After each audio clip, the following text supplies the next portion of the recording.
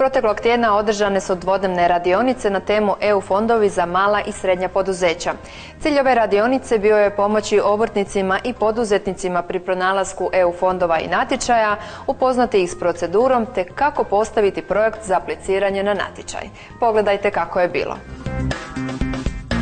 Radionice na temu EU fondovi za mala i srednja poduzeća održane su u organizaciji ureda Nikole Vuljanovića, zastupnika u Europskom parlamentu, koji je u suradnji s grupacijom Ujedinjena Europska ljevica, Nordijska zelena ljevica omogućio da se radionice održe besplatno, sve u cilju što bolje informiranosti. U duhu toga što je Hrvatska ušla u Europsku uniju, svakako smatram da bilo kakva edukacija o mogućnostima koje sada hrvatski građani kao građani Europske unije imaju, to je korisno i treba dakako istražiti sve mogućnosti, pa tako i mogućnosti o fondovima same Europske unije. Sad, da li je teško doći do sredstava, to ćemo vidjeti. Zapravo mislim da se najviše radi o tome koliko se sam projekt dobro oblikuje. Pa konkretno sad sam u jednoj udruzi koja se bavi mladima, tako da iz tog razloga dolazim ovdje po neke nove informacije. S obzirom da potpore pokrivaju različita područja, uvjeti za dobivanje sredstava variraju od programa do programa i ne mogu biti dodijeljena retroaktivno, pa je potrebno proučiti uvjete svakog programa zasebno.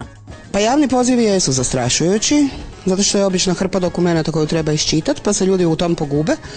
A drugi dio priče je što ih baš nije bilo, što naša administracija državna kasni, pa kasnije na razini edukacije, dakle oni tek sad educiraju ljude u javnim upravama i javnim ustanovama, već su debelo trebali biti na privatnom sektoru. Sredstva se dodjeljuju sa svrhom implementacije projekata i aktivnosti koje su vezane s pojedinim politikama Europske unije, a predviđena su isključivo za pokrivanje troškova projekta. Male tvrtke mogu dobiti financijska sredstva Europske unije kroz bespovratna sredstva, kredite i jamstva.